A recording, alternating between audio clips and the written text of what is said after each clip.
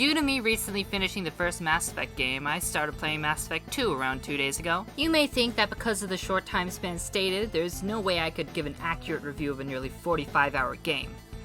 However, as stated extremely eloquently in the title, I may have mistakenly prioritized this game over sleep, and I'm now roughly 20 hours in. I feel like prefacing this gives you an idea about 1, the extent at which I'm qualified to review this piece of media, and 2, my general feelings towards the game shown by the fact that I'm willing to give up many hours of sleep in order to play it. Now, before I continue shilling for this beautiful experience BioWare has created for us, I'm gonna give a rough outline of the story, gameplay, and other aspects that make it what it is. The game begins with you, Commander Shepard, and your surviving team members from the previous game doing something or other in space, when suddenly, the Normandy, the spaceship from the previous game, is shot by a weird yellow laser a few times and is destroyed almost immediately. Fortunately, almost everyone survives. Except you. You are killed in the cold, empty vacuum of space.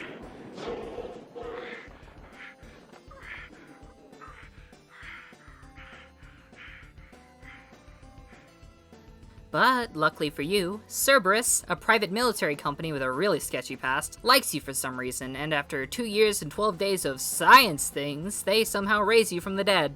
The leader of Cerberus, named the Elusive Man, tells you that entire human colonies all over the galaxy are mysteriously vanishing, and you are tasked with building a crew, finding out what's going on, and stopping whatever's going on from going on. One of the strongest points of this game has got to be the characters. These include the new ones, like the serial killer with psychic powers, lots of trauma, and no shirt called Jack.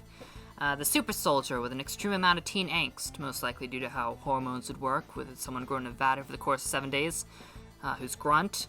And the hyperactive doctor with a military history and confusing code of morals named Morden Solus. There are also quite a few returning characters such as Tali, the Quarian engineer, as well as the objectively best character and hottest man alive, Garrus, Archangel Vicarian, who near the beginning of the game gained some cool new battle scars after fighting off 3 separate mercenary groups simultaneously who were mad at him for what I can only assume was really just them feeling inferior due to his probably massive penis. Can it wait for a bit? I'm in the middle of some calibrations.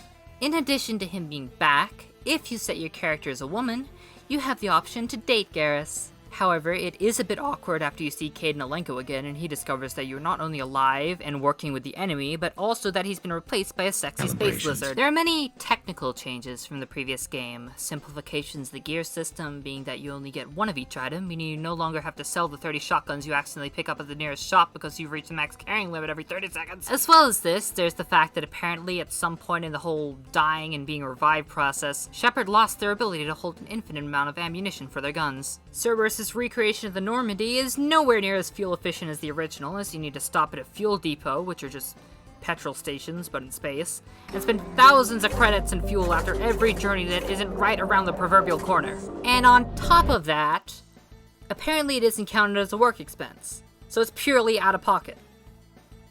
Speaking of fuel and Cerberus' absurd benefits plan, I don't think they mentioned anything about insurance on the ship, so I'm not sure what happens if you run out of fuel. But if worst comes to worst, I vote we eat Miranda first. Mass Effect 2 is a fantastic game, with fun gameplay, an immersive story, lovable characters, and it even adds to the fantastic world building in the original. There's this perfect balance between giving the player enough to do without overwhelming them.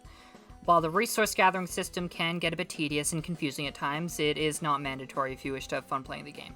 Overall, I have almost only positive things to say about this game, and I recommend it to anyone who thinks they're getting too much sleep at night.